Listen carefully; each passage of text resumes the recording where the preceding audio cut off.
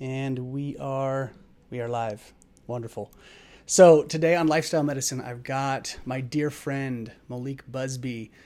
Moleek and I, we met, God man, when did we actually meet? How many years back? Was it 2003? Three, Yeah. something like that. Yeah, we knew each other from SNS. We were working at the SNS Natural Food Store in Chico. So I've known Moleek for some years now, and Moleek has had some pretty cool threads throughout just your life, man. I've always been like, I like what you've done, and then the things that you have done have spoken to me and actually been a piece of how I've framed some of the stuff I do, which I appreciate. So today with Moleek, I wanted to talk about how many years did you bounce in Oakland total? It was about 6 years. Okay, 6 years. Yeah. Okay, so that piece, Yeah. yeah, it was a bit enough to have some good stories.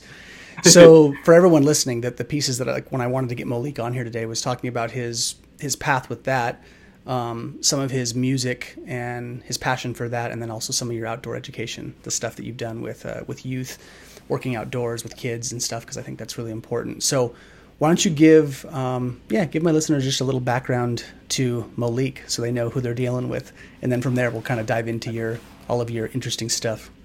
Yeah. So, anytime I master write some kind of bio about myself, which is, you're always apprehensive about doing, For sure. if you're, but I always say, jack of all trades, master of some, Yeah, fair enough. But yeah, so to go way back to when I was 18 years old, right out of high school. I'm a Bay Area brat. I grew up in the East Bay, born in San Francisco and moved to the East Bay when I was an infant. But after high school, I reluctantly moved down to Santa Cruz with my high school sweetheart, your old stomping grounds. Yep. That was 93. And I needed a job. I was basically sleeping on the porch of my girlfriend's aunt's house in SoCal in the middle of nowhere, Mm-hmm. So I just hit the ground and started looking for work. And about a month into it, and that was the summer of 93. About a month into it, the California Conservation Corps got a hold of me. So I got right into that work because I needed a job. Yeah. And what was their slogan? The toughest job you'll ever love. Well, that was the one our crew came up with. But hard work, low pay, miserable conditions, and more. That was their slogan and is to this day. Wow. So I got on a crew. I started on the residential crew with out of Santa Cruz, and then I moved over to Elkhorn Slough Fish and Bird Reservation, which was a one crew center, really tight niche. There were just a few people. I did that in December of 93. There were just a few people there. We were a residential crew. We lived together. And then all these backcountry people started entering the crew. Uh-huh. So we became bigger. And these people worked really, really hard. So I was lazy at that point. And then all these kind of OGs that were like 2 or 3 years older than me came in and they started schooling me on work ethic. And, because they were in the middle of nowhere in like Kings Canyon, Sierra, the whole Sierra range, just doing gnarly trail work where they were like blasting rocks and, setting stone, structures that would last forever. So right. They rolled on the crew. We started working 4 10-hour days, going to Henry Coe State Park and building all new trail. We did about 5 miles of the China trail system there, China Hole Trail System. And then after that, I moved to Chico to take a year extension. They had a fire academy in Magalia. Mm-hmm. So I went up there in 94. In the CCC, though, I got oil spill trained, and I went down to 2 oil spills and helped out with that. So just to give you a background about my conservation, like right out of high school, but my mom raised me to always appreciate nature and also be in your own space wherever you're at. It's your space, especially wilderness. Like this is yours too. So we were always camping and roughing it and stuff like that. So that wasn't really new to me. And and having outdoor ethics and things of that nature. But sure, I moved up to Magalia, and what I realized quickly was that, I was heavily into music. I got into piano when I was really young, but I really got into guitar when I started hearing Metallica's, Black Album, Enter Sandman. So I moved to Magalia and quickly realized that I didn't want to be a firefighter. And then so I deposited myself in Chico with nothing but a work ethic, a broken heart, and a lot of like music to play, Yeah, and good tools. Chico, as you know, has just an amazing music scene. That it does. So I got really wrapped up into that. I tried to go to school and work and have a social life all at the same time. And, school was a bit harder for me. So to those listeners out there, school's not for everybody. And I'm proof of it. So here we go. Dude, man, I can relate, man. It's funny, man, because I was in school my whole life, pretty much up until 32, and it was really difficult for me, man. I've never been a natural student. Like, even when I'm, got all my ducks in a row, I'm usually sort of a C plus B minus student. Like, it's just not my natural forte. I thought about quitting many times, believe me. Right. Well, the thing that I think when I originally wanted to get you on here, there were some threads that you and I have shared over the years that have always, we've led such different paths, but there's so much crossover. There's so much similarity between the things that we like. And I think the thing that I've always loved about you and that you've showed me over the years is that, I've studied Chinese medicine and this kind of stuff, and I'm like pitching feng shui to people and to businesses and things. And then, when you would just talk about the real-time living experience of just being outdoors all the time, working with youth, doing these things, being involved in conservationism, I thought, well, you're sort of living feng shui lifestyle as it is, right? You're just being connected to the elements, and we had such different languaging around it, but the message was the same. Just this tremendous importance of how much we need to be outside, and we need to be getting into water and getting sunlight, and so all these things. That was the thread, at least for me, that always resonated. And then you and I are both artists at heart. You're a diehard musician. You've been for pretty much your whole life, and I've done sculpture, ceramics, and martial arts. It's been kind of my art. And then the mindset piece. We got into this talk so many times about the psyche that you use in martial arts, and then also the way I saw it, and maybe you can flush this out for me, but I sort of saw your bouncing years as sort of a lot of your martial training too, because that's a place where you might have to get into some pretty sticky situations. But I was always struck by some of the things that you said, and that's what I want to talk about and extract and open up for the audience, which was this mindset piece about how you navigated bouncing in one of the roughest areas in California, I mean in Oakland, in the roughest parts of Oakland. And then how you would tell me these things, and I had heard this from other bouncers too, that at least the ones that were well-tempered, that it was, a lot of it is about the mental gung fu game. It's about body language. It's about eye contact.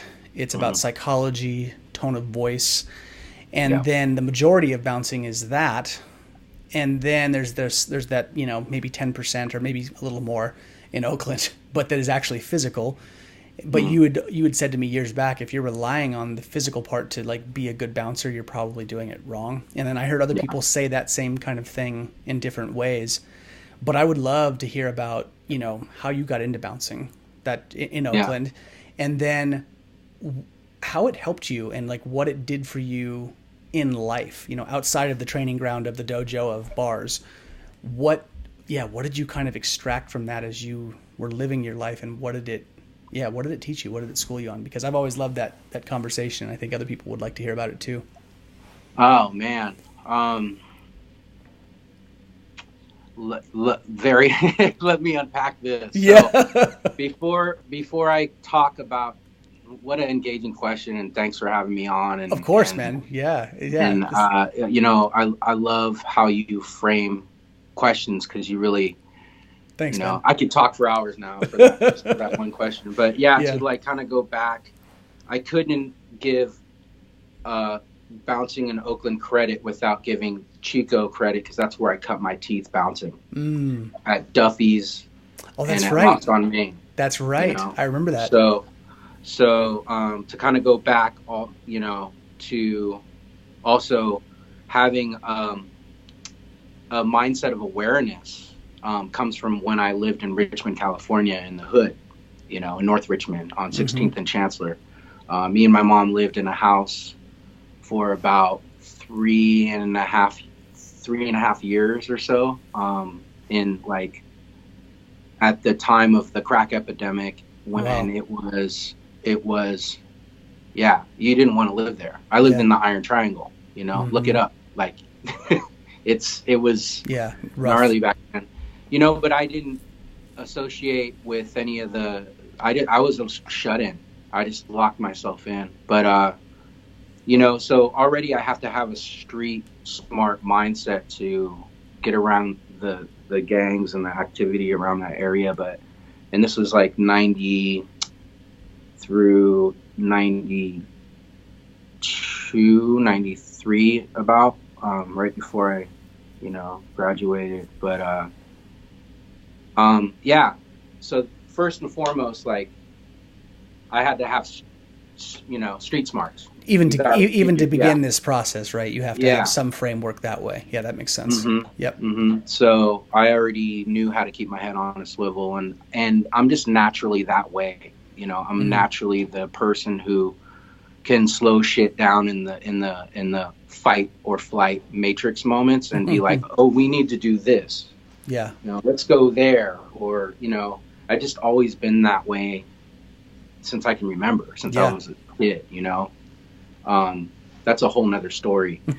But, to go back to bouncing in Oakland, I cut my teeth at Duffy's, not for very long. The guy who I was working under was not the kind of person you want to learn from. I'll just put it that way. So our personalities clashed, and I didn't last long there. And then Lost on Main opened up. Some people suggested I apply. That's where I learned squad-based, bouncing. And define that for the people listening, squad-based bouncing, because I don't even know what that means. So people probably want to know. So your typical nightclub situation where you have more than one guy at the door, you have somebody watching the door, maybe two people, maybe even three or four patting you down if it's like that. And then inside you'll have a bunch of people just kind of sweeping, either holding one security area, or you'll have sweepers just kind of roaming around. Right. Picking up glasses and keeping an eye on stuff, So safe to say that it's a team of bouncers, essentially. Oh, yeah. Yeah. Absolutely. Okay. Got it. Absolutely. Yeah. And so, that's where some of the most gnarly shit starting bouncing off happened. Yeah. As far as my career, the most gnarly shit, of course, happened in Oakland. But there was some interesting things that happened in Chico. As you know, people like to brawl in Chico, at least back then. Yeah, I know. There were scrappers for sure. Yeah, so, it was a lot of that. Eventually, they made me head of security at Lost on Main because I was the cool, mild tempered person there. Yeah, yeah. I had some situations where I even had to, kick my bouncers out because they weren't doing their job right, So it's a lot of like learning the ropes. And there's a great show that Vin Diesel did, I think, called The Ropes, which really outlines that whole like the squad based, it has all the tropes. I was laughing my ass off watching that. So at the same time I was playing in death metal bands, so while I was managing Lost on Main security, and that was an interesting time being in a rock band and being the head of security, so to say the least. And let's see. It was about 1997 when I Yeah, I think in '98 when I stopped doing that, and what did I say? '98, 2008. Yeah, Wow, I know what you getting meant. my decades off. Yeah. Just Uh, minus 10, add 10. yeah, yeah, yeah. Yeah. So then it was 2009 that I moved down to the Bay Area. Hmm. You were down in Santa Cruz, Yep, I remember. I you think I had know. just been there for a few years, and I remember you saying you left Chico, and then Yeah. you went back, and then did you got into bouncing right away in Oakland, or did you have some downtime? I started. This is so what had happened was is this basically I had to move to the Bay Area, and I needed to get out of Chico. I was 15 years I was there. Big fish in a small pond was really how I was feeling at that point. And a friend was like, "Hey, bro, I got a house I'm buying. Like, I'll put you up for a couple months till you get on your feet. You got to get out of that town." He was really supportive. Yeah. So moved down there, and I was like, I got to get work like pronto. I was broke. Mm-hmm. So there is a new club called Deseo opening up in Redwood City. It was like a kind of like swank Cuban style modern restaurant / live music venue, but they needed a door guy at a certain point in time because it was getting a little rowdy and stuff. So I got a job doing that. They paid fair, and yeah, that's where I kind of like got my first role in bouncing in the BayArea. So then at the same time, I got a job working with kids with the Student Conservation Association. So you're doing, and it's really you're doing interesting. both at the same time. I was doing both at the same time. Uh-huh. So I would like to put a pause in this and really talk about Sure. that whole like power of intention and creating basically your destiny and what you want. When I moved from Chico to the Bay Area, it was very much like, Obama was in office. We had an economic decline, or it was a recession. Yep. And it was very not the right time to move. Yeah. And I remember even calling you and being like, "Man, I'm so stressed. I need to get work." And For sure. like you had my back. You really grounded me. Stressful times, man. Yeah. Yeah. But I also like when I before I moved down, I was like, "There's going to be a lot of green jobs in the Bay Area." I just know it. And I had read Green for All by Van Jones, and also studied the Ella Baker Center and the work that they were doing, trying to make green jobs available for everybody, especially like urban green jobs and things like that. So when I moved down, it was so fortuitous that I would get a job with SCA, and be able to work, in the capacity and come back full circle using my talents of teaching kids guitar, and also, the trail work from the CCC, from the California Conservation Corps. So I worked that summer as a crew leader, taking kids up in San Mateo County Parks, doing trail restoration with high school kids, which I really clicked with. It was cool. Yeah.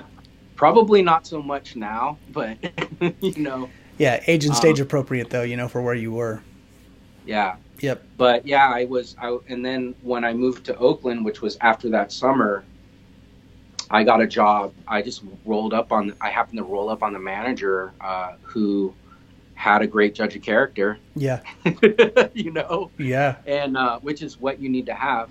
And that's where I started in Oakland, to kind of like No, put you there if you have any more questions about no, Oakland. yeah, no, I do. No, that's good because it gives context to where you were, and I mean, it's cool the dichotomy of the different things you're doing. You're like helping kids and also, or like death metal, helping children, potentially whooping ass in a bar. It's hilarious, but, but all these different pieces you got going. But yeah, like so when you say that, the judge of character, you and I have talked about this, and it's a skill. What you've said to my wife, you're like, keep your head on a swivel. It's like one of the things where you're like, always just be looking left to right, just in life in general, right? It keeps you safe from cars. It keeps you safe from rough people in rough areas.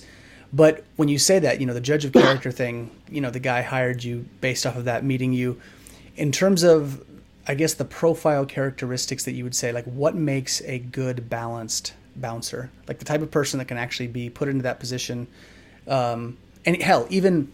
So yeah, I would say the two-pronged question, like what attributes in terms of personality and characteristics, like what makes them good. And then two, physicality, like does size matter? The guy's, small guy, big guy. Yeah, those two things I would be very curious to hear because I think I have things I want to plug into that. Yeah. Being big helps. Yeah. For me, my particular style. Yep. But and for the people listening, man, give your dimensions because people don't know. 6 foot, almost 4. I'm about 260 pounds, 65 pounds. That's why I always called you tiny. Yeah. Tiny Mo. Yeah, it's funny, how you grow into that. But yeah, I would say it all depends. I think the number one thing that you need to have is, a good attitude and disposition on life, first and foremost. Like, you can't be in a bad mood and come in and watch the door. If you are in a bad mood, you need to tuck that shit back, or you need to do something with it. Meditate, do whatever. Because that's when you make mistakes. That's when you end up hurting somebody or somebody hurts you because of communication breakdown, essentially. Yeah. So size, I've used it because I've used it in a sense of body language, a sense of like, I'm the dominant person here. I'm the person who, especially, let me rewind a little bit. So when I did work in the Bay Area, it was mostly all single door guy. And what single door guy is you are the one, the first, the last. Right. The only security. Yeah. And so if anything goes down, it's on you. Yep. And so you can choose to make some allies of your regulars if you're really that trusting. I mean, there's all kinds of ways to kind of, take the pressure off, if you will. But for the most part, yeah, you're the dude for 120 to hopefully $200 a night at that time, Right. So yeah, I think that with size, I would use my size to make sure people knew. Like, for example, it'd be 8 o'clock when my shift starts. Immediately when I walk into the bar, it's not like I puff up. I don't puff up. I just walk how I normally walk. But if you could imagine, I push my aura out. Yeah. I push my intent out. I make sure that everybody knows that I'm in the room. Right. And I don't do that by interrupting people's body space or anything like that. But when I walk into the bar, it's my shift about to start, I immediately start walking in. I puff out my aura. I go grab some glasses and start bussing them. So people kind of also know, like, oh, who's this dude? So those people who are aware and maybe they have their head on a swivel, like they could be an ex-Marine or something like that. So they're hyper aware. They see a guy like me come in you know, so that's why I go and I grab the glasses. So Mm-hmm. those folks are also like checking for me, and they're like, okay, he must work here, you know. So Right. there's This a is lot. like it's the initial posturing, right, to set the tone. Yeah, Initial posturing. it's a lot of posturing. Yeah. And psychic posturing, Yeah. you Right. know, is a big part of it that I really haven't talked too much about. But it's now in reflection, you know, having not done door for a number of years now. Thank God. Yeah. You I know? was worried for you, man, years back when you would tell me some of these stories. I supported you in your work. I thought, God, you know, I know you're doing this and you're good at it, but I also thought you're also bouncing in Oakland. You know, Mm-hmm. like that's dicey to say the least. So to recap, just back for a second, Mo. So the attributes: size helps, big helps. The attributes of a bouncer, though, you said, you know, they have a good attitude in life in general for the most part. Like they're actually a pretty reasonably tempered person. Yeah. Were there any other things that you saw over the years as people that were qualified that made them quote unquote good? Yeah. Reasonability, being able to have emotional maturity, Mm-hmm. like, is a huge one. Like if somebody, I've been called every name in the book, spat on, freaking, you name it, you Right. know, and being able to harness your patience Yeah. with people Mm-hmm. on a really high level. And through that, you know, you got to have a lot of compassion, not only for them, but mostly for yourself. Right. Right. How do you process that, you know, after a night, you know? Well, how I did was I usually have a couple shots, Yeah.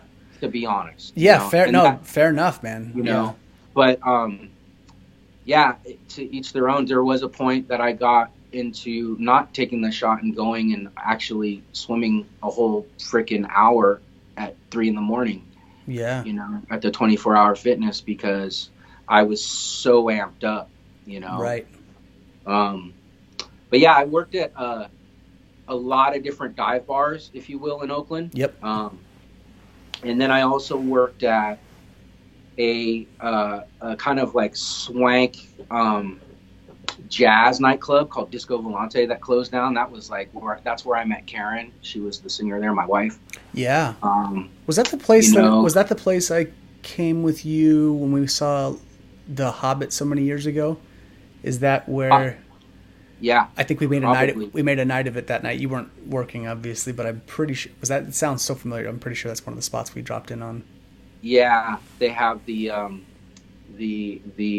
what was it? Like they had the food's out of control, and Yeah. they usually had some live jazz band. But that place was great because it was downtown Oakland. It was an Art Deco building. Yeah. They paid really well. I collected money for bands, which, you know, I'm grinding for bands because I played in bands. Sure. So I always felt really good about that, handing them like a fat wad of money and just having managed all that. The downside of that place was across the street was another spot where there were notorious shootings all the time. So people would come running into my place, Right. trying to seek refuge, you know, like Help. yeah. That happened once. Snoop Dogg's pulled his his bus up, and No some way. guy wanted to get on and they wouldn't let him on, so he like shot up the side of it. No and everybody way. freaked out and ran towards Disco Volante. So I locked the door real quick. Oh man. But yeah, that was a good spot. And then I also worked at I did a bunch of gigs out in San Francisco because I ended up doing the security detail for the vice president of Google's wedding. Oh, cool. And yeah, I did it with all these sheriffs and kind of undercover folks. But the people at the club portion of where she had her reception or her rehearsal dinner Uh-huh. was called Bimbo's, this old school spot where James Brown had his last show there, you know, like really famous spot.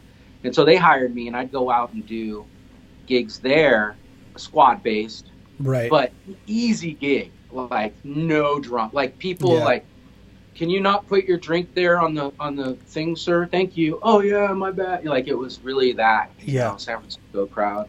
And then I did a couple of concert gigs for them out there too. They do concert at Fort Mason. So quite a range of different styles, and I always managed to find a fight right before it was about to break up.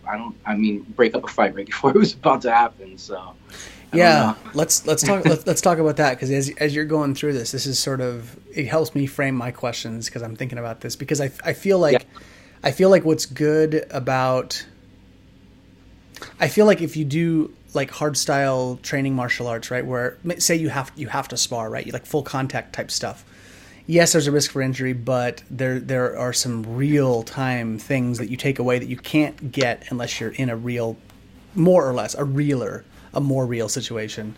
With bouncing, it is even more real because you don't know the people and there's actually real physical threat, and it's no holds barred if shit goes down. So, but sort of just, extracting like the medicine from your bouncing stuff that you've done. As you were talking about that, it made me think, okay, so let's say a person is walking up. Talk to me about what an ideal, what you would call diffusing, looks like. Like, here's a trouble person coming in. Here's the checklist of A, B, and C that you sort of, like your toolkit of things that you're do to like diffuse this guy. And then tell me what a crummy diffusion looks like. Like, this is, if you do this, like what's the A, B, and C of the other side? Like, if you do this, this, and this, chances are this is going to turn into a physical fight with the guy coming in. Does that make sense? Yeah. Yeah, I would love to hear like what was your formula for, good diffusion, and then what have you seen where it's like, oh, here are the things that will also cause a problem, like as the bouncer. Yeah. So let me go back to and say that I am not by no means a martial artist, but I did take a couple jiu-jitsu classes, and I also had an old hippie friend of my mom's taught me some Wing Chun earlier on when I was like 17, 18. So yeah, little stuff in there. Yeah, fundamentals. Yeah, and then straight up street brawling. Yeah. But Richmond Kung Fu. And Chico. And Chico Fu, right? Yeah, Chico Fu. You hang out with a bunch of death metal ruffians for a while, see what happens. But to really break that down, number one thing for me is body language. Like, that's what I'm looking for. Mm-hmm.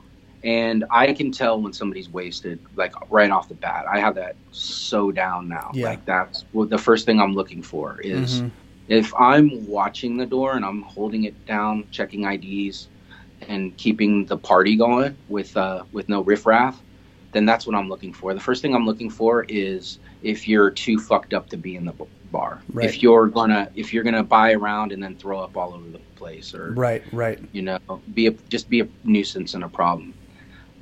So if you are, I generally just want. I mean, if you're too messed up, I just wouldn't let you in. Mm-hmm. So step one of the diffusion is be aware of the people that are too intoxicated to be there, and just have that body language read right off the bat. That's like one of the first things. Yeah, but I wouldn't go into diffusion quite yet. Okay. It's not about that yet. This is pre-diffusion. Yeah. Sometimes you need to be the aggressor right away. Yeah. And recognizing that starts, body language, how they're talking, how they're treating you. Mm-hmm. Yeah. If they're nonchalantly holding their ID in front of your face, like right in front of your face, or just being rude, or, sometimes, especially men, when you confront them with the position of authority, they, instinctually have to buck. Posture back, sure. And so it's usually through the ID exchange that happens, and that's when you can kind of source them out and go, okay, well, I'm going to let this person in, but I'm going to keep my eye on them, or, you know. And again, that goes into the ID thing. Like if they have an expired ID or something like that, there's a fishy reason why usually, you know, that they might have some kind of criminal record, and that's why they're getting beefed. Like that's a first sign. So there's all of those kinds of like just basic data. Yes. And systems set up for you to kind of filter and stratify how you're going to create the party inside. You know? Right.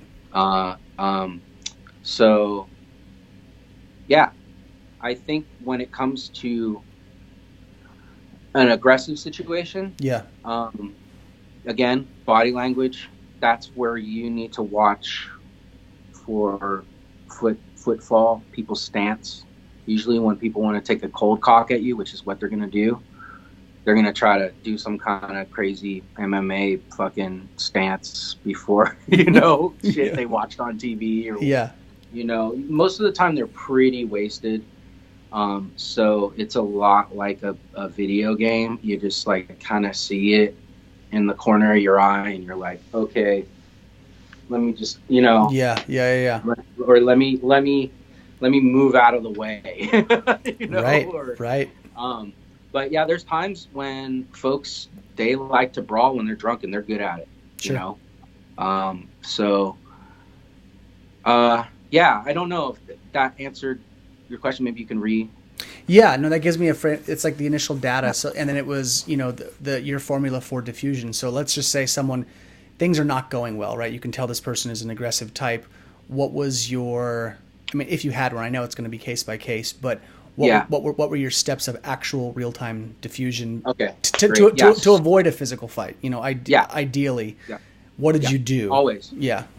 So first and foremost, verbal.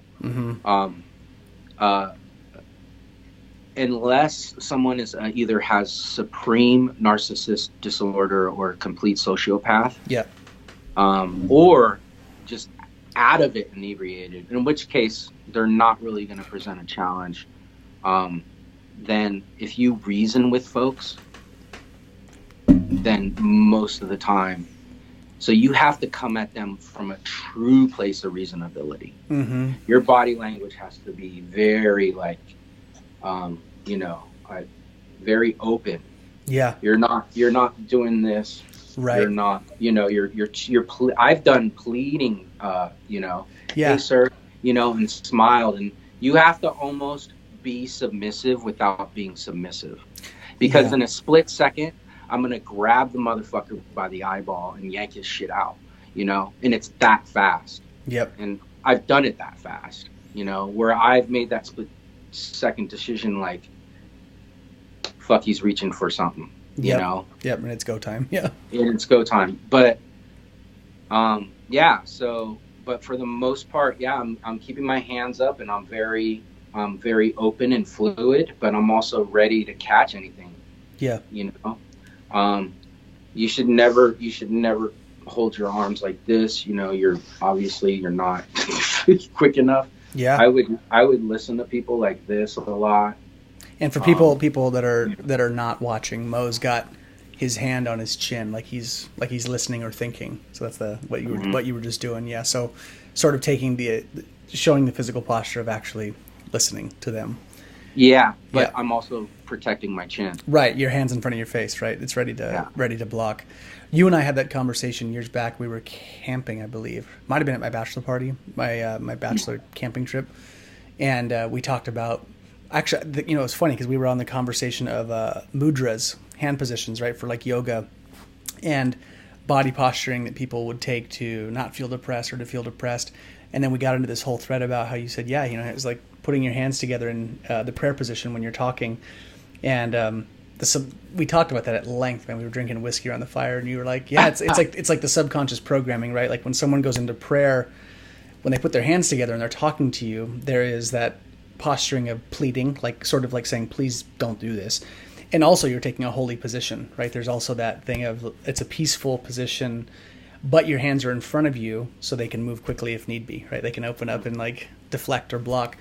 So, but I always found these strategies interesting because I feel like, again, these things that you pick up in these kinds of situations are definitely applicable to your life. Even if it's just a shift in attitude or the way you navigate, social situations at work, things that are, conflict resolution, more or less, right? You're not bouncing at the office, but I always thought it was kind of cool that it's applicable. Yeah. Especially with the new job I have now. Yeah. Right. It's absolutely applicable. And working with SCA, it's definitely applicable. Mm-hmm. Like I was bouncing around, the first wave of millennials while working with the Zers. Yeah. And doing conservation. Yeah. Because I would do school year and then summer too. So, mm-hmm. Yeah, it was really interesting. Well, yeah, it is interesting, man. And backtracking a second, that second part to that question that I had for you was, what are the things you don't do? What are the things you've seen maybe bouncers do that are like, yep, if you do that, you're pretty much going to get into a fight with this patron. What's the bad situation look like? What does the bouncer do? What are the things that like a bouncer would do that would ensure that this is going to get physical and go sour, Yeah, I mean, I can't really. I've seen and worked with some asshole bouncers that are that dude up front at the door, where you're like, man, they're gonna come for you, bro. Yeah, like you're causing a problem.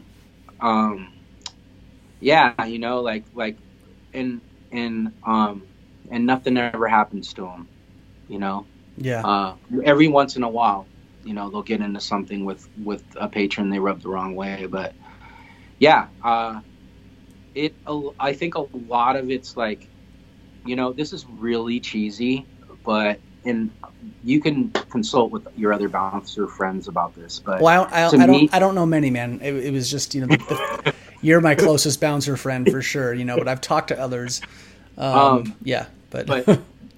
if you want an insight into what it's kind of about, is Roadhouse.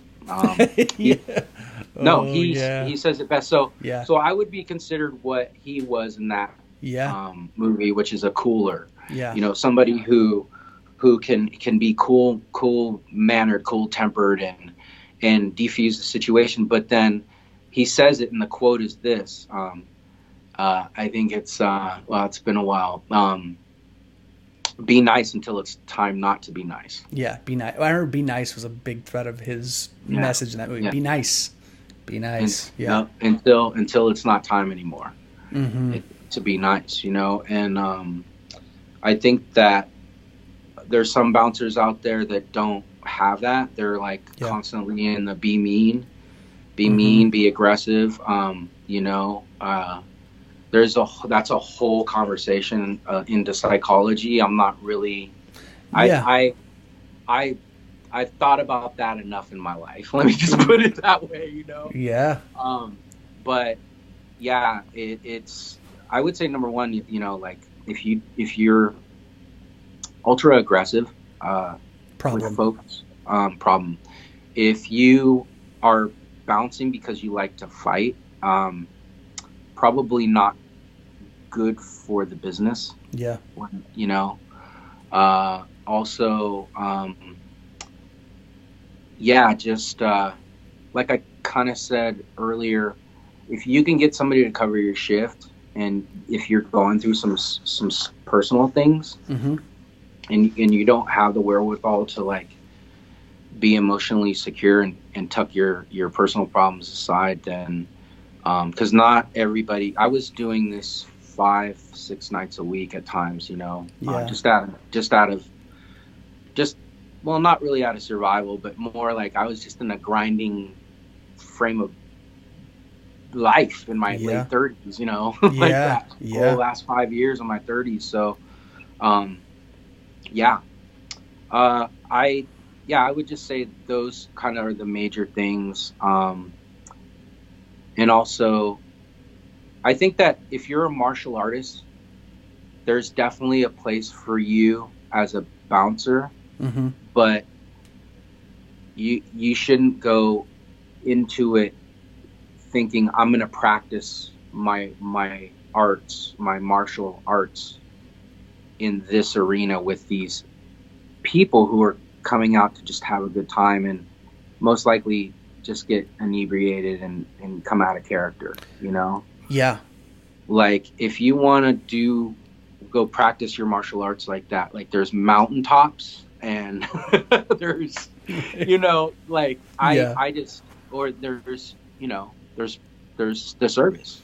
For sure. You know? For sure. No, that's a good way to frame it. You know, years back when we were in Chico and you were, I think it was either before you got the job at Lost on Main. Mm-hmm. Do you remember the owner named Tyler? I think that was his name, Tyler, right? So Tyler was, I think he had a relative, like his aunt was very close friends or was a student of my Kuksul instructor, Chuck Duran. Mm-hmm. So Chuck knew Tyler, and and they might have even had a family connection or something. But it was a thing, and I think at some point Tyler was talking to Chuck, and then Tyler came to me and said, "Would you like to be a bouncer at Lost on Main?" And I remember being asked that question, and just the question alone was nerve-wracking as shit, you know, for a bunch of different reasons. But I thought, you know, in the end, it was a pretty simple no for me. I just don't have. I mean, I think. You know, I talked to Chuck about it, and he's like, you could probably do it because you'd be unassuming. He's like, it would be, you know, you'd be probably good at it in that way. But I also just wrestled with the whole idea of potentially having to hurt someone. And it was like, I don't even want to, it's just not a dynamic I want to play with. But I remember just being asked the question in the psychology immediately, like for weeks after that, I remember thinking like, it would be good for me though, just to also kind of have that exposure to like being in those situations. You know, it was very tempting in a way to like go explore it. And, you know, just a piece to what you said is really interesting. You know, you're saying that, you know, if you're hyper aggressive or if you're going to the testing grounds, you know, here at the bar to kind of use your martial arts, you know, the founder of Tung Shidao, the organization that I was a part of for 5 years, you know, Vince Black, he recently passed away this last February. And he was, for years, he was a bouncer at Hell's Angels bars in like the 60s and 70s. And, I mean, rough crowds. Everyone's carrying knives. I mean, there's like groups of guys that are just burly and big. And different time, too. Very different time, you know. And Vince, you know, he would tell these stories, you know, and I'd heard him over the years when I was, you know, training at his headquarters school and whatnot in Arizona. And one of the things he said was that was exactly why he went. It's funny because I hear what you're saying. I think there's tremendous merit in that. And Vince was like just the opposite. He was like, look, he was studying Kaji Kempo, and he said, you know, if I want to know if these arts are valid. So he wasn't going looking for a fight, but he was also putting himself in a very aggressive type situation where most likely he was gonna have to use it, and that was his testing ground. And he said that's where his Kaji Kempo actually got, you know, much improved over those years. Yeah. But it requires a certain type of person, I think, to just put yourself in those situations. And I think it's same for you, you know, like it requires a certain amount of well, in Chinese medicine, a certain amount of liver qi, you know, a certain amount of that liver general energy of just like, I'll go do this and put myself into harm's way a little bit to learn some real-time life skills that it's not for everybody. You know, it's definitely not for everybody. Yeah, and that's not to discredit. I mean, some brawlers have saved my ass many a time, you know, like just people that like to fight, you know. Mm-hmm. But not to discredit or take the wind out of anyone else who does want to go in and practice their art. Be it their MMA or what have you, whatever their thing is. I think that it can be a healthy environment as well, as long as you go with the frame of mind of, you know, that emotional maturity. That's really important. Of like, am I hitting this person because they need to be hit, or am I hitting this person because I got some shit that I'm dealing with? Like that's where I'm coming from with it. But and I've been guilty of that. Yeah. So I'm speaking from a place of experience, practical experience, when I've blown it over somebody who, yeah, they said all the right things. Yeah, For somebody like to piss somebody like me off, who's I consider to be, I'm a very patient person for the most part. You are, yeah. But yeah, I went there and I opened my hand up on this dude, you know. Yeah. So it happens. So I'm speaking from a place of experience and compassion when I say that, yeah, it's not for everybody, and it's not something that you should do for a very, very, very long time, you know? Yeah. Right. There's some truth to that, man. That's like that age old saying, right?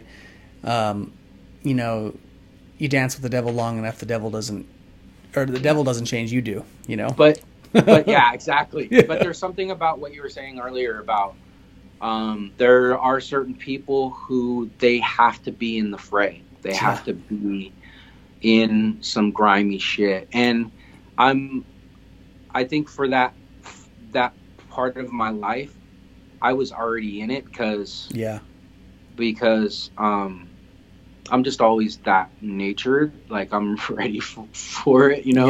Yeah. But also, like, where I lived in Oakland was not the nicest neighborhood at all. Like, you're talking about the warehouse, right? Yeah.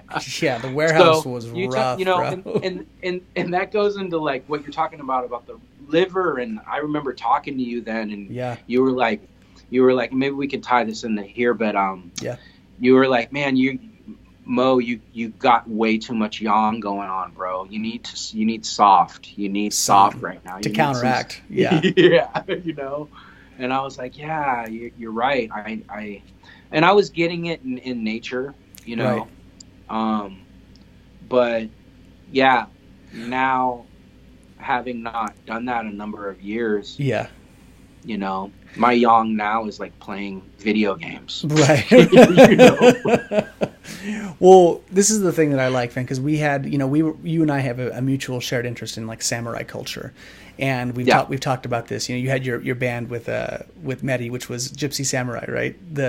So, which was a great name, and we talked about this, you know, and that was a thread that I feel like, you know, you read the samurai, to me, even though they were real people in history, they also there's a mythology to them. They almost seem like they could be superheroes from a book, you know, just their ethic and the Bushido code and all these different things. But I found it really interesting that, you know, in modern times we don't have samurai in America, but I like seeing that the threads that say the samurai would live in their life, the principles they would live to maintain harmony. I like seeing those types of rhythms in people that I know. And that was one of the first things that when you and I started really hanging out, and then when you started bouncing and we had these conversations, I was like, here's a guy who's putting himself into warrior situations, which is, you know, what bouncing is, especially in Oakland, where the potential of a fight can break out, real things can go down, people can get hurt.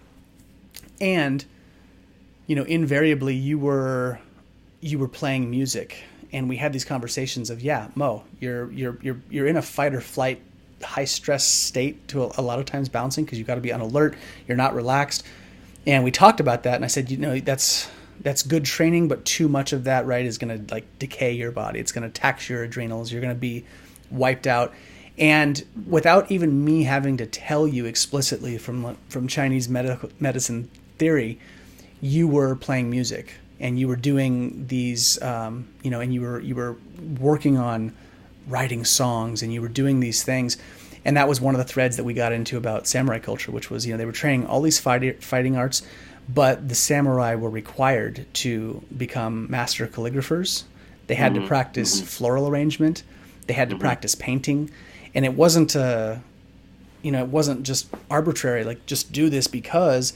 It was a lifestyle practice to mitigate that really hard edge. And so when I would see you doing these really hard edge things, living in a very rough area, but then fully dropping into your music practice and fully writing songs and singing and getting with people and then sometimes playing just some death metal, just getting that excess energy out. I thought, here it is in real time. Here's a guy living in a warrior culture, for part of his life, but also doing these things instinctively. I mean, I think it's just, I always liked that. I liked seeing that parallel that you were playing music and doing these things at the same time, and they would balance each other out. If you weren't playing music, I was more worried for you. If you weren't doing your artistic craft in that way, I thought, yeesh, man, that's like your lifeline. That's going to be really important that you keep that up. And usually you did, because you loved it, But again, I loved seeing the connection between those two things. I thought, yeah, here's, threads out of samurai culture, and my buddy's living it, And maybe you knew it, maybe you didn't. I don't know, but I think it's relevant to point out. Thanks, man. I never really thought of it that way, but I'm honored that you say that, because, man, yeah, I guess so, right? And it helps, man. I had a thought off of that, and that's that, you got to have balance. One. Yes, you do. I think I'm just naturally inclined for that, because I'm a wood tiger, Yeah. But also, it's a trip, because I stopped playing music recently. Like, I don't, I have been recording and doing some things. I got, my studio back here. Yeah, I can see it. Yeah.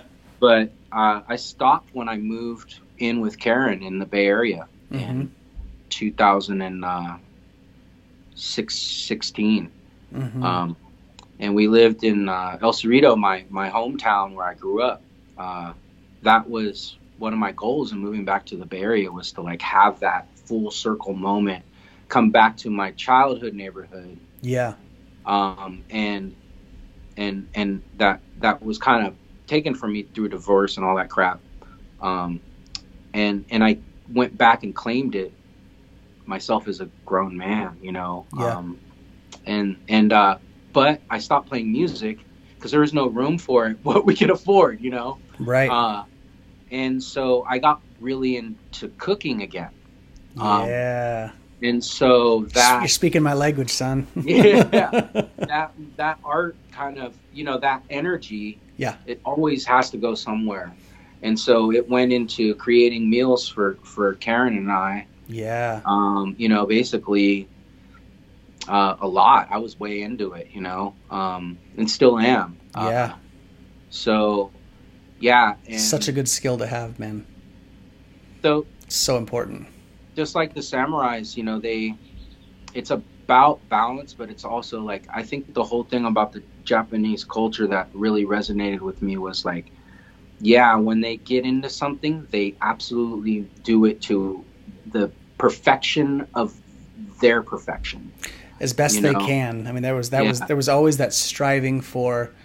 I've had this conversation with many people, and it's funny. There are certain foods that I feel like the samurai spirit comes out more. One of them is eggs, because they're so simple to cook. But every time I cook an egg, I'm always trying to do the perfect egg. I mean, I'm making the effort. Like, how well can I time this? How well can how much salt is just enough? And how much pepper is just right. Did I burn the butter? Like, or whatever it is. But I think it is that practice, man. Those little tiny moments of just, and food, I mean, fully is an art form, and people, when you dialogue with it, I mean, it becomes therapy. I think that's a big piece, man. Like, as you're talking about it, that I try to get across to my clients too, and the people if they're coming to me for help for food guidance, say, or they just want to learn how to cook, just to be more empowered with their dietary dynamics. One of the things I try to get across to people is, outside of it being good for you, right? Which a lot of people take as a chore, like, to be good for you, it requires time and work. I'm like, okay, well, fuck that noise. Outside of that, right? If that stresses you out, there's a therapy in just the creative part of cooking, right? Like you're saying, maybe less music time, but now you're funneling it towards crafting food, right? Flavors, colors, temperatures. It's still playing with a palate. It's just, but I think it's really important to realize that those things, cooking, which has an artistic flair, can be fully medicinal and therapeutic. I can't tell you how many days when I was stressed out in grad school, or like I've just had a horrible day, which aren't often. Most of my days are pretty great. But when I've had them, man, sometimes just cooking alone, doing a fatty meal, dicing, cutting, putting on music, Oh man, it's like therapy. By the time I get to the meal, I'm unwound. I'm like, okay, I've been cutting stuff. I'm sautéing things. I'm like actively creating something. It's kind of like a sculpture or painting a picture. It's just very similar. But I think people miss that. With lots of things. But I think that it gets overlooked. We should, taking it into account. I think. Absolutely. What have you with the shifting of food, man? What do you notice? Just out of curiosity, like if you're cooking more of your food, what do you notice in terms of your energy and just, how are things different now that you're cooking more of your own food? Well, we kind of went, we were experimenting with different diets and all the crap that's out there. Sure. Of course, we've settled on a mild paleo. Like, so for dinner, it's more like a meat and vegetable. Yep. And then, so my carbs are stuff like, oatmeal and berries, right? Yeah. Yep. Or a wrap, like for lunch. I'll make a turkey wrap. No cheese, spinach. Yeah. Maybe some hummus, maybe some, mayo and mustard or something. Yeah. Just really, really light. Basic, And I snack on almonds and dried fruit. So. And in cooking your own food, go ahead. That's assuming I stick with it every single day. Sure. Oh, of course, man. Yeah. You got to be human, bro. Sometimes I'm at the taco truck. I'm like, it's one of those days. Yeah. And I don't know. Big guy to big guy, my relationship with food it can be scary sometimes. Like, man, dude, my whole life, like, dude, as a kid, my name was the Great El Digesto. Like in school, like they used to, because I would sit there and I would eat so much food. Man, I've always had a huge appetite from the time I was a kid. Like always, just a ravenous appetite. I could always put down food, and definitely some of it was like my emotional therapy. A lot of people turn to food for like when they're stressed or when they're bored. Some people inject shit into their bodies. For me, it was like, I'm just going to have a few burgers. That was like my way of processing. So, but yeah, man, God, like big guys, I think it's just part of our nature. It's like a, big bear of people. Like they're just like, they can eat a lot of food because they're big. But then too, it can be it's a double-edged sword big time, right? Like it's taken me years. It's ongoing evolution. Like I love food and how I've found. I'd love to hear your thoughts on this because it's part of why I was asking you about your cooking thus far, is how it changed your relationship to it. But it's taken me years, man, to get food dynamics down. And what I've realized, over the years, man, like a big guy like me, Kapha by the Ayurveda system and more Taiyang build in Chinese medicine. I'm pretty much spring and summer. I eat one big meal a day. It's about 2,000 calories in a sitting, and that works for me during the warm seasons. And then in the fall and winter, I have like a 4-hour eating window maybe, and I might have 2,000 calorie meals, kind of a thing. Like I'll eat twice in a day, or maybe like have an 18-hour fast and have 6 hours of eating, something like that. But I never need to eat 3, like ever. And if I eat 3 meals a day, even if they're 3 small ones, for my frame, for like a big frame metabolism person, man, like I will slowly put on weight. I'll just pack it on. My body is like, no, don't need it, know? And it's taken me years to figure that out, man. Like it's just in the past few years where I've really started to get it, and it's taken a lot of trial and error. And I feel like for big guys, it's really important that they dialogue with food, because I think when you cook your own food and you make your own food, your relationship with it changes, for one. You get a better relationship with your food. You feel better because you're making it. What the fuck is in it, first of all. Like, that there's not some bullshit, crazy food chemical additives.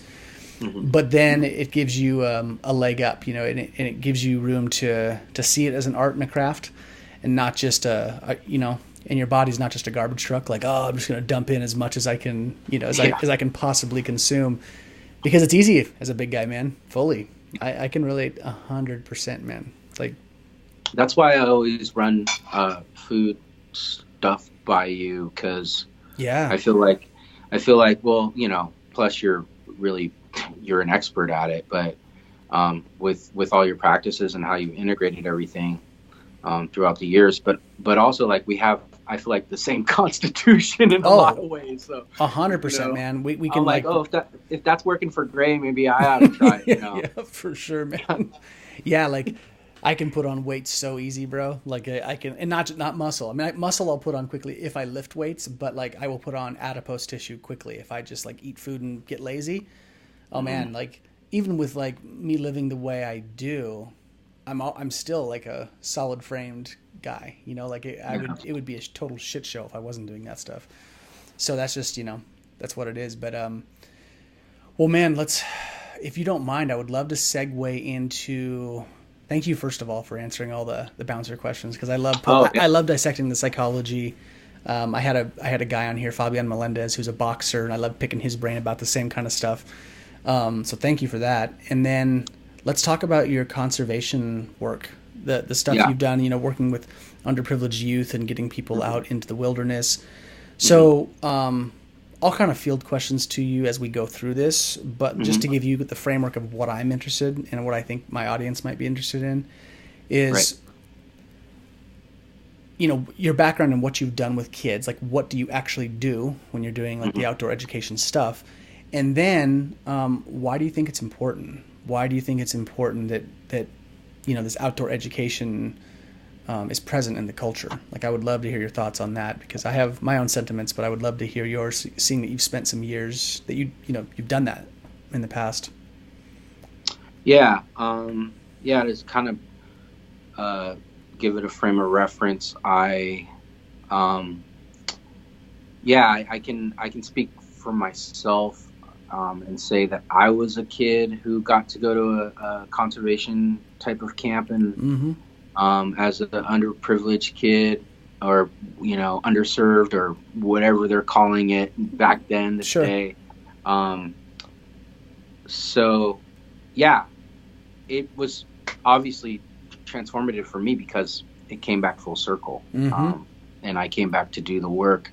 I got the job with the Student Conservation Association, and basically that was a Monday through Friday gig for about 7 weeks in the summer, with various trainings prior to. And they, it was really like, okay, so Monday through Thursday, we'd work with the kids on some kind of project, be it in that case, it was East Bay Regional Parks or San Mateo County Parks. We partnered with, doing anywhere from trails to habitat restoration to pulling invasive species, which the kids really don't love doing, and trying to find ways to motivate them for that was a whole, gambit of tricks and stuff to have up your sleeve. So so they sent me to a training where I learned a lot of that stuff, like different games and different ways to frame the work and manage the crew in a fun way. On Fridays, we would do an environmental education day. So we would take them on a hike or to a museum or something around conservation. Got it.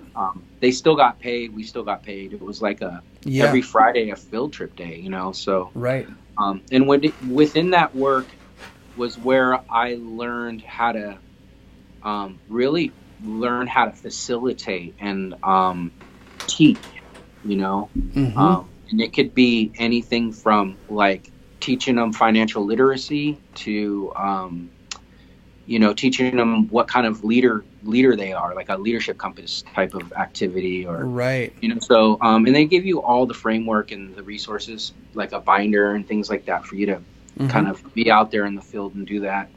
Give you a baseline foundation, right? Yeah. In the school year, when I'd be heavily bouncing, I would meet one weekday a night, and then one weekend with the kids, with my crew. And the weekend was like a service project / camp trip. So we got to camp in some of the most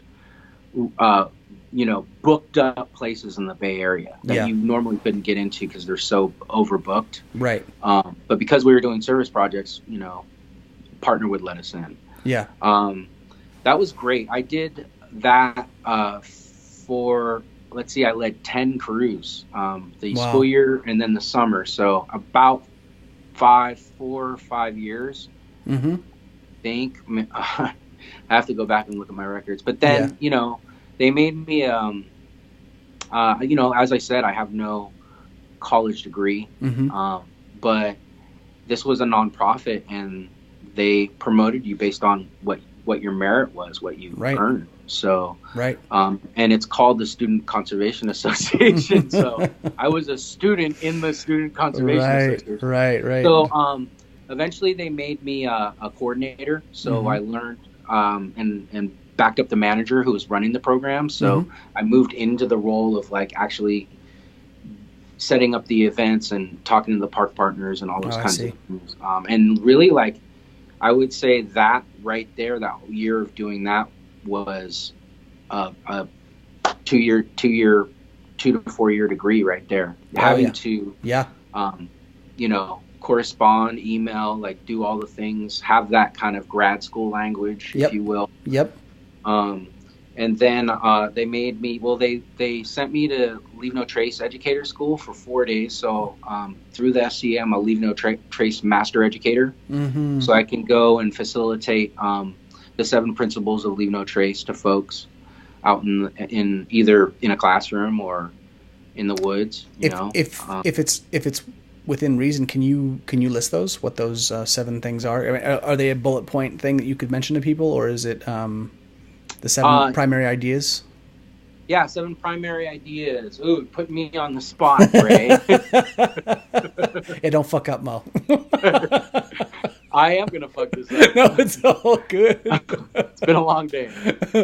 Number 1 is plan and prepare ahead. Okay. Right. Okay. Leave what you find. Respect wildlife, so don't mess with other critters, things like that. Take a picture. Yep. Leave what you find is if you see a pretty rock, leave it there. And all of this is based on wilderness deemed areas, if you will, as well. So the Leave No Trace principles came from how to protect the wilderness deemed area. Got it. Yeah. Okay. Dispose of waste properly. So that's anywhere from your cat hole to, taking out your crap. It's obvious. Yep. It's all common sense stuff. Yeah. Camp and hike on durable surfaces.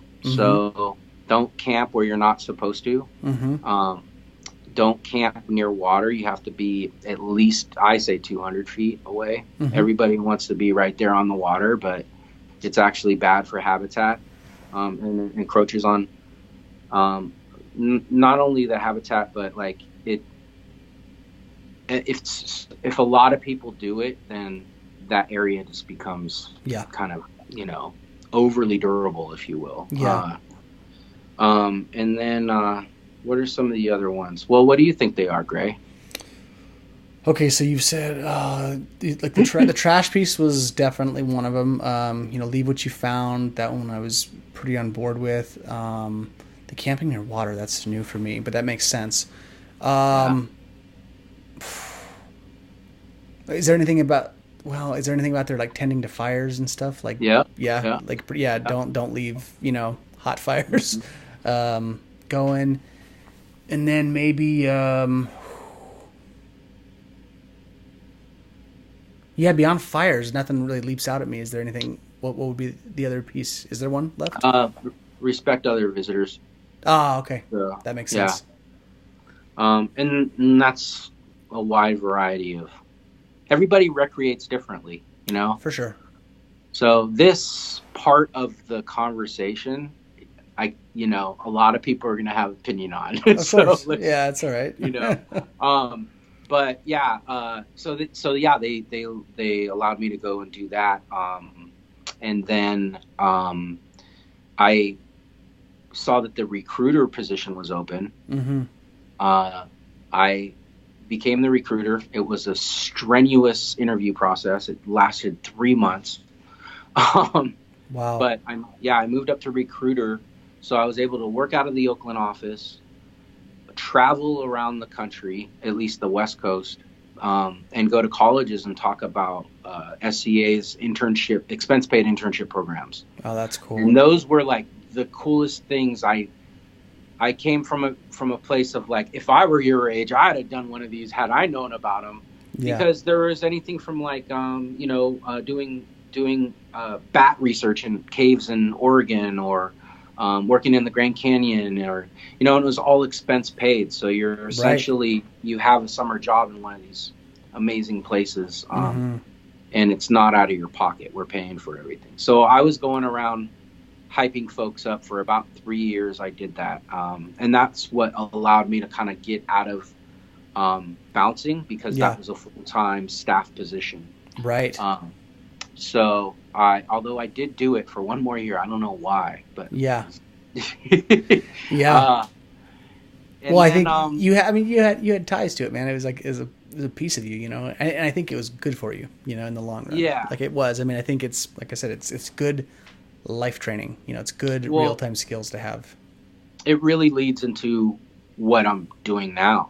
Like, I got hired because of my bouncing at this current position. So we'll get into that. Yeah. But, I'm curious actually about that. So the recruitment job led to me coming up here.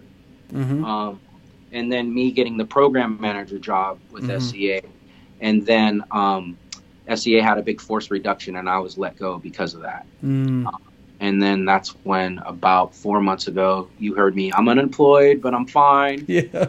I'm getting unemployment. Yeah. I'm going to chill. I'm going to hang out and work. Have a little vacation for a little bit. Yeah. Right. And then I applied for this position. I'm working for the Washington Trails Association now. Right when I got let go at SCA, I applied for it. And again, a 3-month process, right?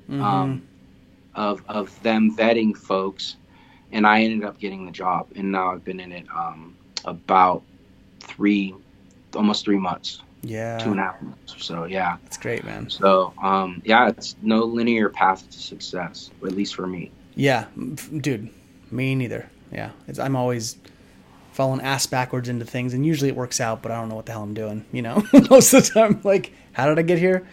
I'm glad you're all happy to see me, but I don't know what the fuck I'm doing. Yeah. I don't know if I answer your question. As far as like woods being transformative for kids. Yeah. Like why is this stuff important, man? Like, that question. Well, I'll tell you this. I can think of at least 5 kids that I managed. Count them 1, 2, 3, 4, 5. They told me straight up, it was this common thing that they would say to me is, Moleek, I feel so safe. I feel safe out here. Wow. I've never felt so safe. And they were like, yeah, I know there's like maybe axe murderers and wolves and bears and Bigfoot out here to get me, but but I feel safe. And I'd want to know why. Why do you feel that way? I want to pull it out of them. I know why. But, and they'd just be like, I'm not worried about so-and-so blasting me on the corner block. I'm not worried about getting mugged here. I'm not worried about my mom right now. I'm here. And I'm like, yeah. I'm like, why don't you, and this is what I do every time. I'm like, why don't you stop working real quick? I want you to take 10 minutes and walk down there by yourself and just listen. Yeah. Listen to your thoughts, but mainly just listen to what the earth is going to tell you. Right. And they'd be like, what do you, they'd be like, what do you mean? And I'm like, that's between you and what you're going to do over there, Right. Like, I don't want to know about it, but really get into it, That's great, man, because that's the whole principle that's pulled from so many contexts and world traditions, right? Nature as a teacher. Go commune, go listen, go be receptive, go be bored, in the woods, and let your thoughts ruminate and circulate and percolate, and let them do that thing, because usually things do bubble to the surface and things unwind, and people, when they get outside, it's so damn therapeutic. It's one of the things that I feel like people are just nowadays, especially if we live in cities or if we live in a suburb, or we have people just don't spend enough time outside. You know, it's just not it's not good. It's funny when that study came out and they were like, yes, researchers say that it's actually good for you to be in nature. It's good for your brain. Yeah, like, no shit. Yeah, kind of figured that one out when I was 3 years old. But, yeah. People are forgetting though, man. They're inside so much. What do you think? So outside of those kids, you know, that said like, you know, I feel safe out here. Yeah. You know, seeing kids go in, you know, be taken from a city scenario, city scene, cityscape, and then having them being, you know, put out into the wilderness, and you're taking kids out there. What are some common things you see in terms of just how they shift emotionally? Like, what do you see in kids when they've been out there? Like, are there any common threads to the way people respond after so many days in the woods? Yeah. I definitely, number one, the boys, the ego goes away. You know, and usually you could do that just by going on a good gnarly hike. Like, eventually it just sheds. But, or just, you know, the hike and the work, eventually the egos. But you have a lot of icebreakers and games to make people comfortable, to feel like they're part of a team, they're part of a group. I think that it's interesting because not only with kids but adults, because I also was I got so many jobs, bro. I was guiding for another organization when I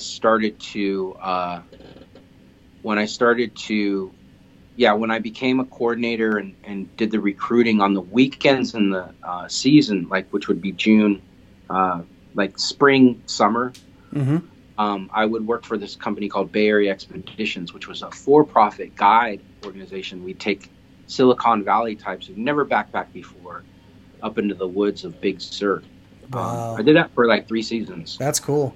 And that was a totally different style. You know, these guys were all, you know, ex-military dudes. One guy worked for the Coast Guard. He was like a wilderness first aid trainer, you know. So it was a different industry, if you will, but still environmental recreation.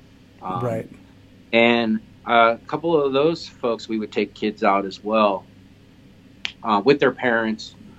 And it was all kind of the same thing. Eventually, you start to see the kids, like you just said, unravel or unwind, and they don't want to look at their phones anymore, and the spirit of nature's overcome them. They the wonder of Mother Earth, you know, of Gaia, of the manga, and you know, like that. Yeah, I do know, man. It really, like, especially for those people who've been deprived of it, and suffer from the deprivation aspect. They really have a sense of, they go into, I would say, your inner child really comes out. I've seen it, you know, and it's funny because younger kids from like, you know, quote unquote urban areas, their front, they're still wearing their jeans tucked down and all that. All of the front goes away, and they're curious and they're helping each other. Mostly they're like asking questions and engaged with each other and things like that, and not like clowning on each other, which is a common thing that kids do to like make themselves feel more comfortable. You know, we do it too, like adults. It's called tongue in cheek, you know. Sure. So a lot of that. So to answer your question, but then also those adults I would take out, that was kind of interesting as well, because it would take them out of their comfort zone a little as well, you know. And that's the whole thing, is like, that's the point, right? I mean, that's the point. That's the point, is to get. Well, I think when people are in nature, right? If you're glamping, it's pretty relaxed, right? You have all of your luxuries. But if you're backpacking or doing anything like that, I think that's the whole therapeutic. it's a controlled extreme in a sense. You're putting yourself into a situation that's challenging. It's physically demanding. There's usually you're dirty, you're smelling. There's a camaraderie in that. But people, I think, typically, more often than not, whether they're conscious of it or not, when they get outdoors and they do that kind of thing, people are usually coming back with some kind of element of gratitude of like, boy, things are pretty easy in more modern, context, with climate control environments, and we have internet, and we have television and comfy couches, and there's just so much stuff. And if you get outside for a little bit, I think there's a certain amount of appreciation that comes out of it. Mm-hmm. And then people are forced, scenery changes everything, man. What's happening. We change our visual surroundings too, and we don't have the man-made structures everywhere, and there's just trees and water and and the sound of the trees moving. I mean, that is it reorients you, it's pretty consistent. I mean, that's a common thread you and I both love too, is camping, campfires, drinking whiskey around a fire, eating steaks and, doing all that. It's just like some of the best. You've had those, those memes that you put up on Facebook where it's like a house out in the middle of the woods, and it's like, who would live here for, $200,000 for a year with nothing, and you're like, oh, me, I will do that for sure. Yeah. It's a trip because what was I gonna say off of that? I definitely would do that. I need to post more of that and less political stuff, I think, these days.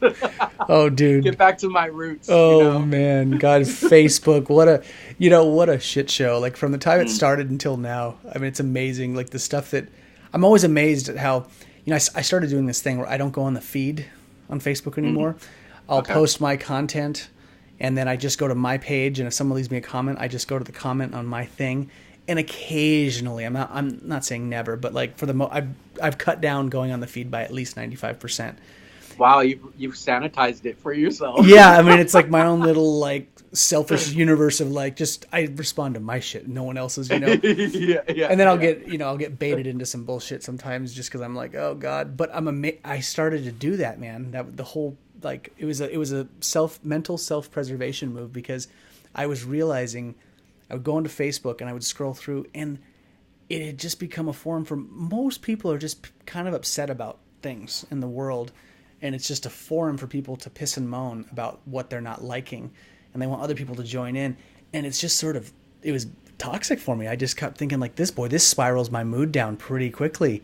Yeah. And I just got in the habit of, not going on the feed and calling my friends if I wanted to talk to them and just be like, what's happening with you? I'd rather hear about, even if there's something ugly, I'd rather hear about it one-on-one. But yeah, man, I hear you. I love your posts when you put them up. I'm always like, yes. I'm like, yes, some nature shit that you got up. I'm always like, yeah, man. And I've loved watching your evolution and all the things that you've done over the years. I've always appreciated that from the time I met you, you always had a very diligent work ethic. You were like, I'll take any job, just to work. Yeah. And it's such an admirable trait. And as such, it's also led you around in some pretty cool circles. You've got such an eclectic background, which is why I always thought it was one of the things I wanted to hang out with you right away. When we were at SNS, when we first met, and you were coming in the back and you were cooking, and then you're like, yeah, I play in death metal, and I play in a death metal band, and but you were so damn nice, and then you got into bouncing, and then you got into this outdoor education thing, and I was like, God, what a cool random tapestry you've got. But it's been cohesive, man. Like the things have all fed one another in some weird way. Like I've seen how they've all connected you. Can you go back to that piece about how you said that your bouncing is what got you the job? Like, what did you mean by that? Well, one of the things on my resume is, it says kind of like under the skills area of like unique skills you have. It says verbal Aikido. So verbal Aikido, yes. Yeah, and I'm that. If there's one martial art that I can say I'm pretty proficient in, it's verbal Aikido. Yeah, I can diffuse situations. So that's kind of like what this organization needs right now, is somebody who's going to have tough conversations with people. Yeah. and yeah, and also recognize risk, whether it's Right. urban or, wilderness risk. Mm-hmm. I got my swivel on everywhere. So, Yeah. but yeah, I would say too, like, I mean, a lot of different, like I said, jack of all trades, master of some. I I apprenticed as a hardwood floors person, Mm-hmm. so I have some basic construction knowledge. I ran chainsaws in Mendocino, playing in bands. Like, I was a coordinator before I was a coordinator. Yeah. There's a lot of logistics to going on, to do shows, and For sure. teamwork and communication, and yeah, but as far as the bouncing thing, yeah, that's really where they're at with that. They're like, okay, well, this person can deal with crisis situations in Yeah. real time and formulate an action plan right away. Yep. So yeah, that's pretty much like, it's not on my resume. Like, it's not like, oh, I bounced at these places in these years. It's just like, I think I have like 9 years door experience Right. on there, Right. like, Right. like, a verbal Aikido, like, Mm-hmm. and then I say like something like, squad, single door guy, and concert based security, so, Right. it's just one of those traits that you have.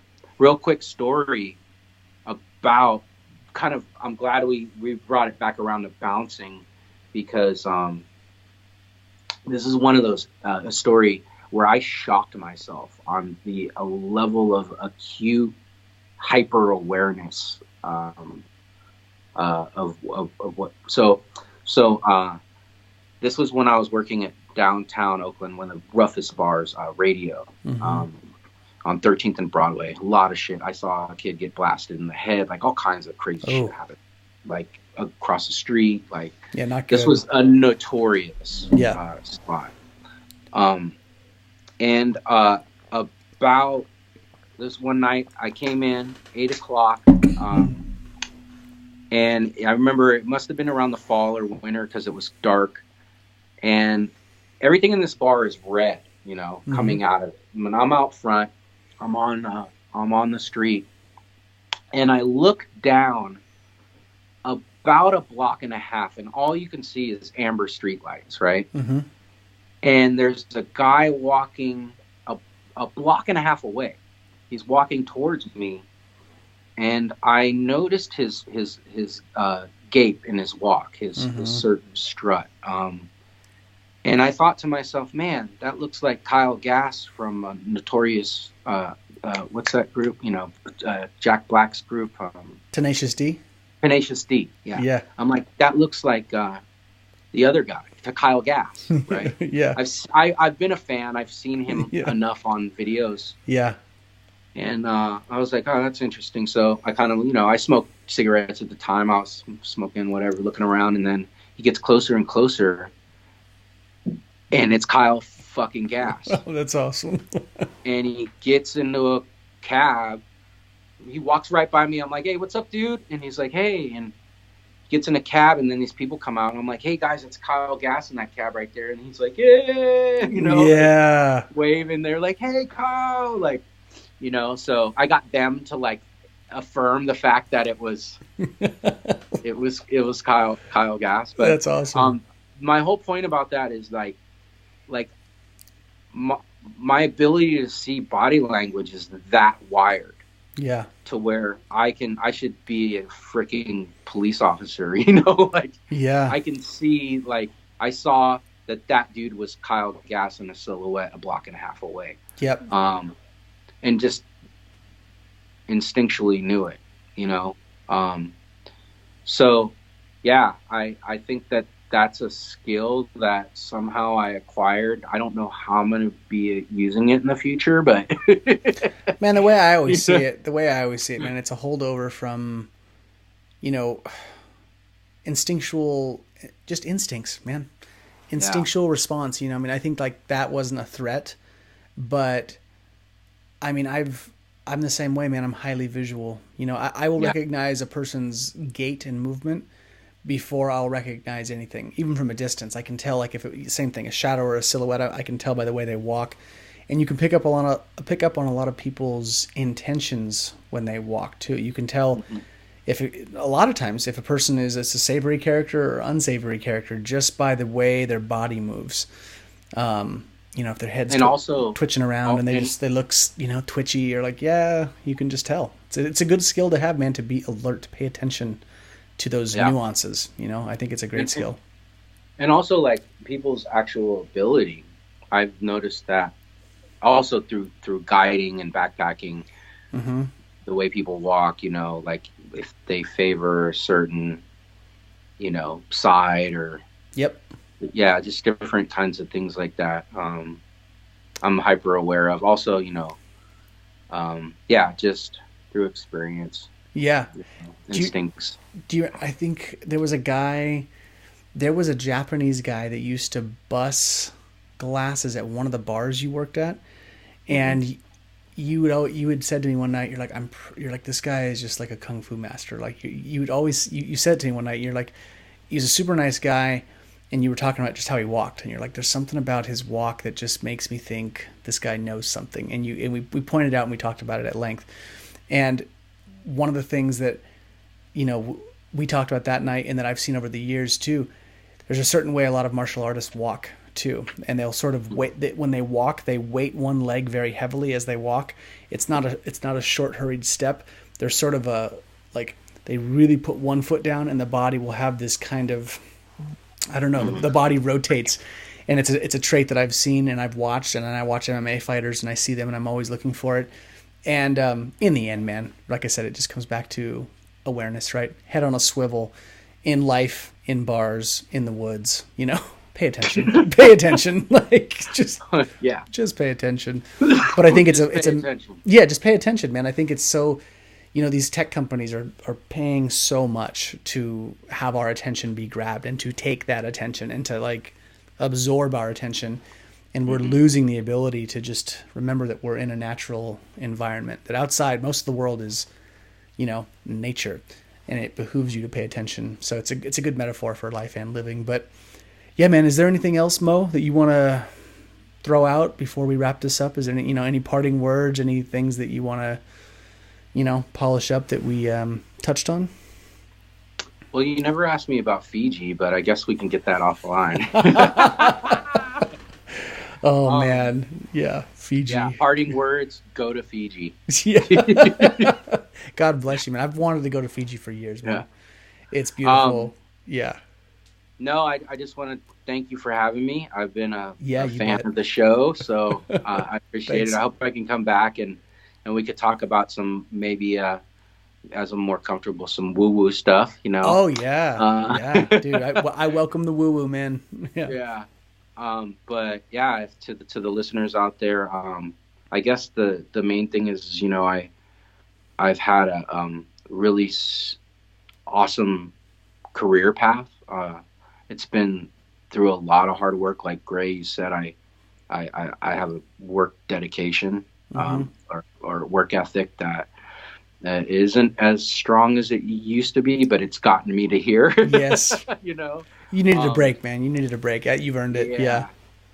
There were some times that it was 2-3 shifts of different kinds of work. You know, I was grinding, but that's what I had to do because I don't have the college degree. So I guess that's what I want to say is, for anybody listening who doesn't have that or has been questioning if that's like something they need to pursue, it's not for everybody. And I think if you put intention and create, you know, just think positively about what you want and how you're going to help other people through that positivity, like coming from a not selfish place, then really, like, that whole cheesy secret thing, it can work for you. You know, you can create intention and it open up in the universe for you. And then, Yeah, I think the last thing is probably what we took out of all of this, and that's like have balance with your yang, your cheese, Yeah. um, and if that's through one artistic endeavor or another, if you replace one for another, it's fine. But yeah, to just have your yin and your yang, like try to keep that rolling. Yeah, man, it's important for everybody, and it's we forget all too often. We're pretty much all young, all activity, all go go go with not a lot of softness or expression, and it's important. You want to keep life online. You're gonna have to play with those principles at some point. At least I always think so. Right. Well, so Mo, if people want to, check you out on Facebook or, social media or anything, I know, so Moleek Busby is your, title on Facebook. That's your full name. Moleek James, I think. Moleek J. Busby, yeah. Moleek J. Busby. And then are you on Instagram as well? I think it's Moleek B. At Moleek B? Okay. Mm-hmm. Okay, cool, man. Well, Mo, thank you for doing this, man, and thank you for dropping in on all the cool stuff that you've done, just in terms of living and career, and just kind of giving those backstories, man. I was curious about it, and I think it's always good to hear from people from different walks of life who can glean some wisdom from the things they've done. Because we all walk pretty different paths, and I've always liked your path. I'm like, yeah, man, you've got I've pulled a lot of medicine out of your living. I've definitely taken some key gems along the way, so it's good, man. Thanks. Yeah, I'm honored to be part of the conversation, Gray. Thank you. Yeah, you bet, man. Well, thanks again, Mo, and we'll have you back on at some point soon, man. Okay, sounds good. All right, man. Peace.